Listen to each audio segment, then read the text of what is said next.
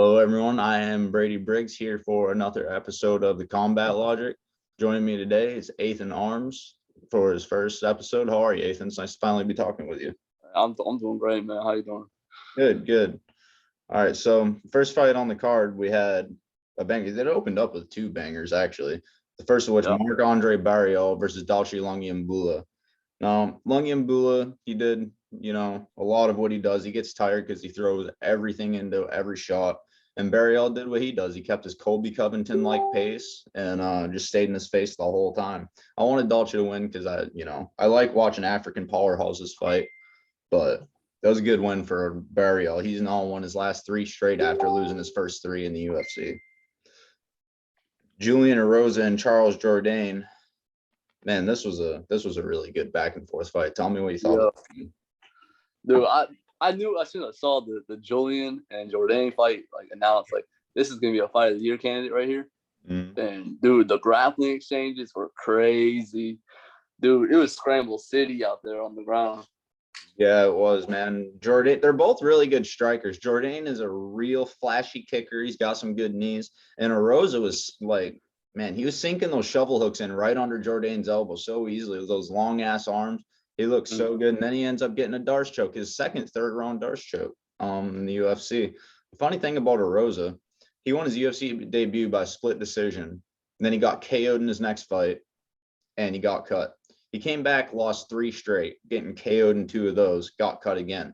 Then he comes back to fight Sean Woodson on short notice, submits him, then knocks out Nate Landwehr, an M1 global champ. And got knocked out by Seung Woo Choi, and now he won this fight. So he's 3-1 in his return to the UFC. He's finally, getting it together. It's sad to see Jourdain isn't, though, because he's such a good fighter. I think he was 9-1 when he came to the UFC. Now he's 11-4-1. Yeah. It's unfortunate, but hopefully he can string some wins together. He's a TKO champ. He's a lot of fun to watch. What do you think of Jack Shore's performance? Jack Shore? Jack Shore, showed just as much as Paddy. He's a star to become. That dude. I haven't seen him in a competitive fight yet. He just dominates. Yeah, he's one of the guys that I actually predict to become champion. He just does everything so well. He's kind of like a bantamweight Arnold Allen. Arnold Allen doesn't get a lot of attention either because he doesn't do any one particular thing that stands out, but he does everything perfectly. He's so technical. He's good on the ground. He almost submitted his opponent. He out-wrestled him, Ludovic he's a combat sambo champion. He's a wrestling champion. Yeah, a Ukrainian wrestling champ. Yeah, and he mauled him so handily. Yeah. And it wasn't even like he muscled him. He just technically just beat him everywhere. He let him make mistakes. That's crazy that you let a national champion Yeah. You can just overcome. That's crazy. Yeah, so handily too. He just throughout the fight too. He almost submitted him with an arm triangle in the first. He wasn't able to get it, but he dominated every round. And let's see, how old is Jack Shore? I think he's 25. He's 26. Yeah, he's got at least 5 more years till he's at his best. Tell me about Molly McCann and Ji Yeon Kim. Dude, not the fastest strikers in the world, but they just would not stop throwing. It was I don't know. That's a pace that you see at strawweight. That was a pace that you see at men's flyweight. You don't see women throw a whole lot like that. And they just would not stop, bro. They just. No, yeah, she's always had good boxing, but she's over the last few fights, she's had a problem with learning how to get inside the pocket in order to throw those combinations. But she is 17-0 as an amateur boxer, and I think that showed in this fight. She was throwing down, and she was hitting Ji Yeon Kim with a lot of strikes she didn't want to be getting hit with. Ji's no slouch with the hands. She had a fight with Aleksandar. Grosso's a great boxer. Yeah, this girl can swing, and I was really surprised that Molly could just take over the fight at the end like that. Mm-hmm. Yeah, it was a very impressive performance by her.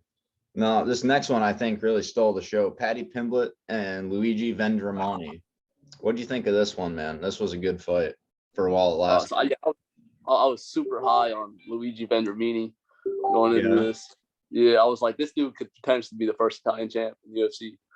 And watching his early success with the boxing, especially when Paddy would come in the range, was I was so excited because I thought this was about to be a first round KO. And after getting clipped twice, Paddy just threw his game plan out the window and whipped bombs, and it worked. And I just, although it hurt me, I couldn't be more happy for him.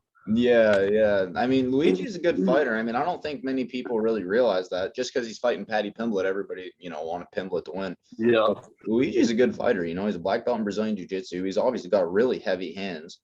Yeah. Let's see. His losses in the UFC: Elizu Zaleski dos Santos and Fares Ziam. One's a really good striker, a capoeira black belt. The other is a pro kickboxer. And now he almost beat Faraz. Huh? And he almost beat Faraz. His last fight. Yeah, in the third round. Yeah, he almost won that fight. Yeah, man, he really pulled it together toward the end there. And yeah, he did. He cracked Paddy pretty damn hard, and that's because Paddy keeps his chin wide up. Like the commentators were saying it, but they're right. Like he really does fight with his chin straight up. But you hear what he said after? Well, I'm a Sculzer. We don't get knocked out. We don't take that shit all day. I love that.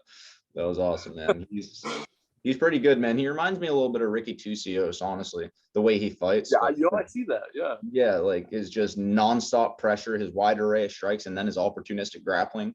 I think he fights a lot like him. Obviously with more power, though. I also think he's better on the ground.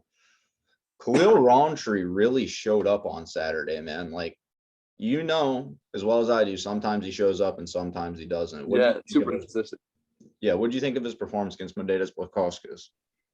I mean, when you got your opponent on the back foot the whole fight, like I think that says something. Especially a dude like the size of Modesky's.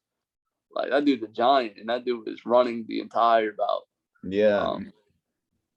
Now the knee stomp, like not a big fan of it, but yeah, let's talk. It's legal, so I can't be mad at him. Do you think that should be an illegal strike? There's been some debate on it. I'm not a high level striker. Like, I don't strike a whole lot. I'm a grappler, so for me, like I don't understand the strike as much. But just from watching it, like I don't like the way it looks, and I don't want to see it in the sport. Yeah, it's devastating, that's for sure. I don't think it should be an illegal strike because I mean it's a technique. John Jones is beating a lot of guys with that. Yeah. Even he couldn't, like, he never folded someone's leg like that though. Like he fucked Gustafson's leg up in the second fight, but it didn't stop the fight with that. This was brutal. And yeah, man. Even the Romero one with Yoel wasn't that bad. Which one? When Yoel in the very first round of the first Robert Whitaker fight, he like stepped on Rob's knee. Oh yeah. He like lived the whole fight. Yep. And still didn't hold his shit like that. I forgot about that. And then Robert came on and did it to him in the rematch. Yeah, the second one. Yeah. That was awesome. Those are two great fights, man. I feel like people forgotten those. Oh, I know. Alex Morono versus David Zawada. Alex Morono, I'll tell you what, he really throws down for a Taekwondo guy. Most Taekwondo guys don't throw punches as much as he does. He's actually got some power too. What do you think of this one? I almost thought he was gonna steal fight of the night from Molly McCann. Close. Yeah, dude, they were fighting like dogs in there. It reminded me a lot of the Darren Till Nicholas Dalby fight, where like it looked like it was just gonna be Morano's fight, and then like come the third, David Zawada was like, nah, I'm here to fight too. It's crazy. Both Zawadas were very highly touted prospects. David obviously is in the UFC, his brother isn't. But he was 16-3 when he came over. He has gone 1-4 in the UFC. Yeah. That one win is a submission victory over Habib Nurmagomedov's brother, which is pretty impressive, who has done well since. But yeah, man, he hasn't really been able to pull it together. I think they might cut him. I'd rather they didn't, but I think they might. Yeah. Tom Aspinall had his coming out party on Saturday.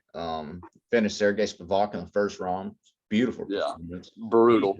What do you think of him? How do you see his future going? Tom Aspinall, future champ too.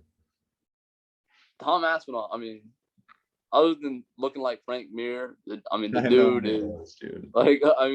dude is special. Seriously. That's what I thought when I saw him fight Jake Collier. I think that was his first UFC fight. I was like, he looks just like Mir. Well, he's had like all first round finishes, I think. He finished Arlovsky in the second round, but yeah, other than that, yep. And like I think the dude is technically on par. Oh with yeah, guys like Cyril Gahn, Tanner Boser, like all these guys. I don't know. I would like to say he's like a top 5 prospect. But I mean, I need to see him fight someone right now, like an Augustus Sakai or somebody.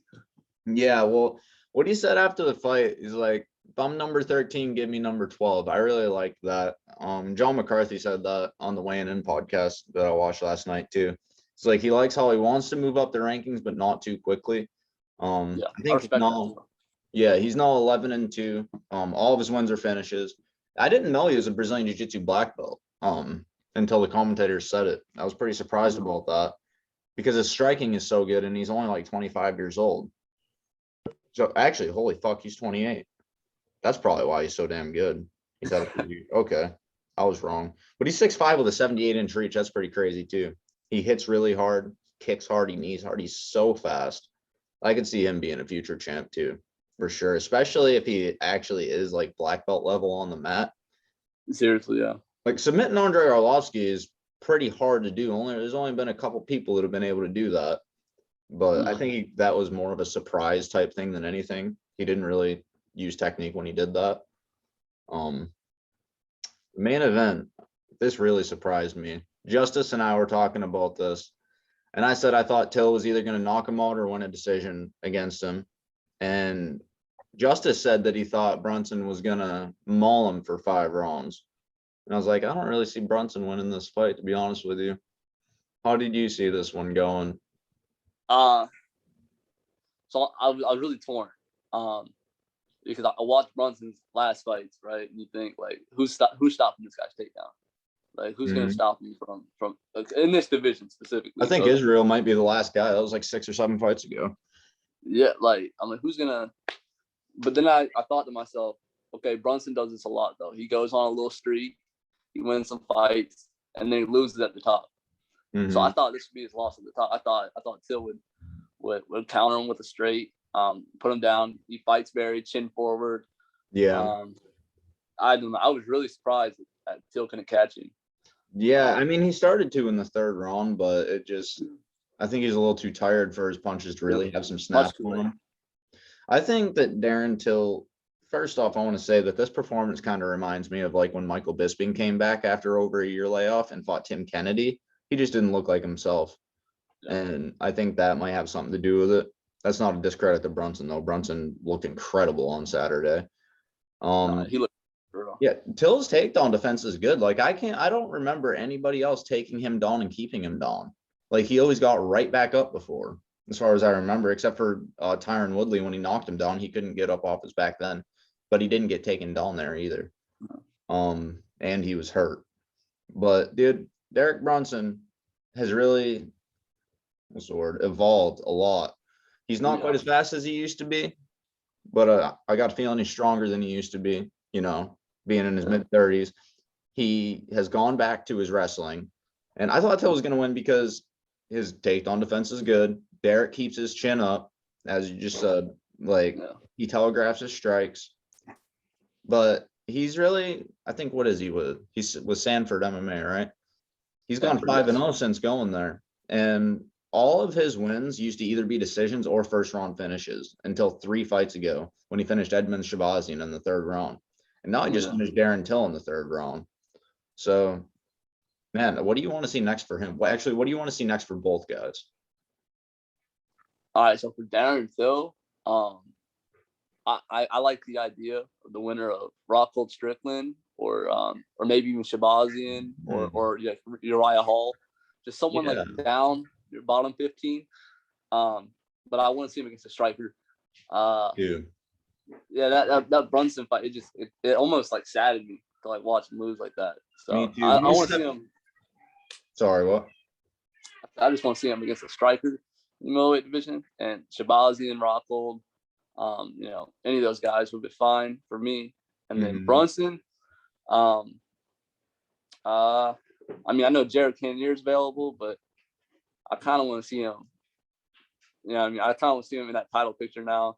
Yeah. Whether it be waiting for a title shot or fighting Vittorio Acosta. Yeah, I really like that Strickland versus Rockhold winner for Till. I mean, he's gone. I see why it saddened you. It saddened me too, man. Like a lot of people have high aspirations for him. He has now gone from 17-0 to 18-4, I getting know, that's finished in. horrible. He got finished in 3 of those losses, man. Like the one loss was very close, the Robert Whitaker one. Like when he has performances like that I heard a few people say he won that fight 48-47. No one said it was a robbery, but it was a very close fight. And Robert's as good as they get next to Israel anyway. And then he turns some performances like this, and it's just, I wonder if the ring rust had a factor. I wonder if he's carrying too much weight. I wonder, like, he's got to figure something out. And then Derek Brunson, he has figured it out. He really has. He's done so well recently. I'm very excited to see how he does against, the Cannoneers, like Paulo Costa, Marvin Vettori, Israel in a rematch, even though I think that goes the same way. Yeah, that's a very interesting one. What's your overall assessments of the card? Let's see. So everybody knows fight of the night was Molly McCann versus Ji Yeon Kim. Performance of the night was Tom Aspinall and Paddy Pimblett. So who's your favorite performance on the card? Tom Aspinall. I mean, it's especially like with the guy that's like Sergey Spivak, who like is also coming up and is trying to make a name at heavyweight. I mean, remember this dude submitted Tai Tuivasa with the arm triangle. Like, yeah, Sergey Spivak ain't no joke. No, yeah, he's a good fighter. He's a very, very tall guy. himself. So putting him out in the first round almost made it look like he quit. That was the most impressive to me. Yeah, it was the same combo that he landed against Jake Collier. I didn't realize it. The commentator said it, but instead of a knee and cross, it was a knee and elbow. It was so beautiful, man. He's so slick. Like he's almost like the non-pro kickboxer version of Cyril Gane with how fast and accurate he is. But all right, so I think that about wraps it up. You and I will be back for the week of September 18th for Bellator, the preview for Bellator 266. Yes, sir. I appreciate you for joining me, Ethan. And Thank you. Y'all like and subscribe if you like the video. Thank you. Let's have a good one. Peace out, bud.